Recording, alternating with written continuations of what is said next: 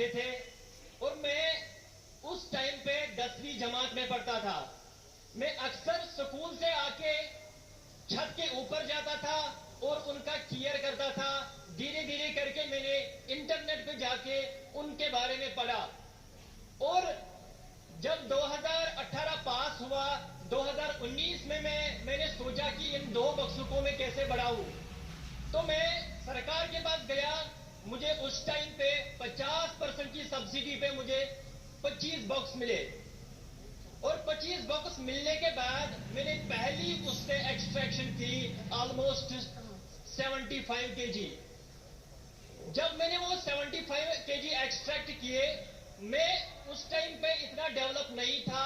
मैं अपना शहद ड्यू बोतल में भर के गांव में बेचता था। उस टाइम पे मेरी पहली आमदनी थी 60,000 रुपए। जिस टाइम पे मुझे ये 60,000 रुपए मिले, मेरे घर वाले भी बहुत खुश हो गए। मैं भी मोटिवेशन से फुल ऑफ पावर हो गया कि मुझे 60,000 रुपए मिले। और धीरे धीरे करके ये सफर मैंने सर आगे लिया और धीरे धीरे करके मैंने 200 बॉक्स अपना कायम किए। वो 200 बॉक्स कैसे हो गए? मैंने उस टाइम पे एक सहारा लिया पीएमईजीपी का। पीएमईजीपी के तौर मुझे 5 लाख रुपए मिले और मैंने अपना ये कारोबार बढ़ाया। और 2020 में मैंने सर अपनी वेबसाइट खोली और वेबसाइट खोलने के बाद धीरे धीरे मेरा एक बड़ा ब्रांड बन गया। और ब्रांड बनने के बाद हमने ऑनलाइन हजारों केजी के शहद बेचे। मेरी वेबसाइट पे 2023 में 5,000 केजी शहद बिके हैं। और धीरे धीरे करके ये सफर आगे बढ़ा सर। मैंने 2000 मधुमक्खी के बक्से बना लिए और मेरे साथ मैंने अकेला ही काम नहीं किया। मैंने सोचा खुद ही मैं अपना बेनिफिट नहीं लूंगा, मैं और को बढ़ावा दूंगा, अपनी यूथ को इसके साथ जोड़ूंगा। धीरे धीरे करके मेरे साथ लगभग 100 बंदे सर जुड़ गए जो ये मधुमक्खी का काम करते हैं। 100 जोड़ने के बाद धीरे धीरे मैं सर आगे बढ़ा और 2023 में मुझे सर एफपीओ मिला। और एफपीओ के मिलने के बाद अब हमारे पास सर कोई टेंशन ही नहीं। अब तो हम एफपीओ के थ्रू मार्केटिंग लिंकेजेस, एक स्टॉल लगाने पर सर हमें एक स्टॉल में हमने 1 लाख रुपए कमाया। और वो भी सर डिजिटली। हमें दिक्कत होती थी पहले जब एग्जीबिशंस में जाते थे, 1 लाख रुपए जेब में कैसे घूमते थे सर, क्योंकि आज हमारा यूपीआई सिस्टम है। आजकल हमारी 98% पेमेंट डिजिटली हो रही है। तो डिजिटली ट्रांसफॉर्म होने के बाद सर उसके साथ हम भी आगे बढ़े, देश के साथ हम भी सर आगे बढ़े। Thanks sir. नाजिम जी, जब पढ़ाई करते थे तब क्या सपना था? सर जिस टाइम पे मैं 10वीं जमात में था तो मेरा सपना, पहले घर वाले मुझे बोलते थे आप डॉक्टर बनो, आप इंजीनियर बनो। तो मैंने घर वालों का मैं नहीं सुनता था। मैंने सोचा सर मैं अपना दिल का सुनूंगा। तो मैं जब 2 बक्सों के पास गया था तो मैंने सोचा नहीं, मुझे डॉक्टर और इंजीनियर में इंटरेस्ट नहीं है, जो मुझे खुद लगे मैं वो करूंगा। और धीरे धीरे के सर करके मैंने अपना मधुमक्खी का काम संभाला।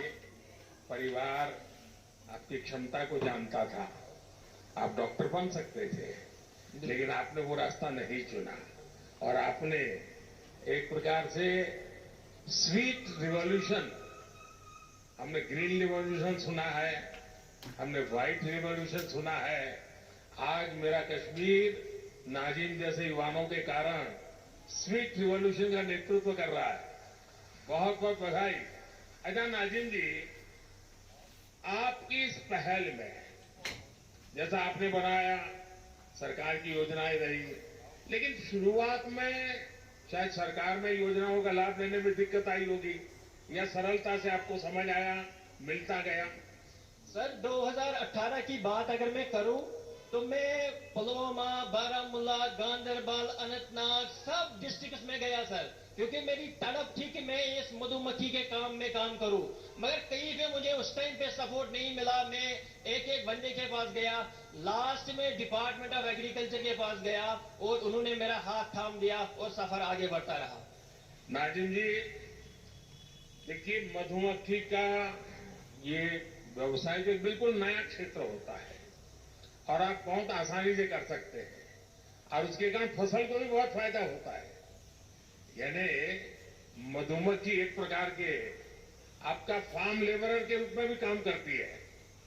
तो आपके मधुमक्खी के इस काम के कारण किसानों को समझ आ रहा है कि आप उनकी भी मदद कर रहे हैं। सर बिल्कुल, जब भी हम आसपास आज मधुमक्खी डाल रहे हैं, हमारे घर वाले बोल रहे हैं आपको जमीन चाहिए हम दे देंगे, आपको कोई सपोर्ट चाहिए हम दे देंगे।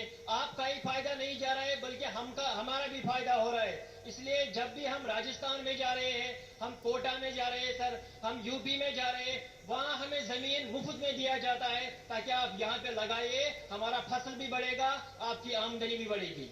नाजिम जी, आप इतना सारा करते हैं, एक सुझाव मैं देता हूं और आप ऑनलाइन भी करते हैं।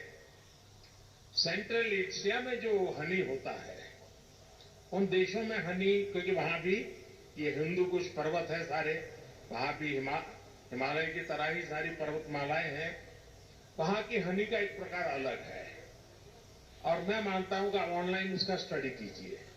दूसरा, वे लोग अलग अलग टेस्ट के लिए अलग अलग फूलों के बीच में अपनी मधुमक्खी का पालन करते हैं।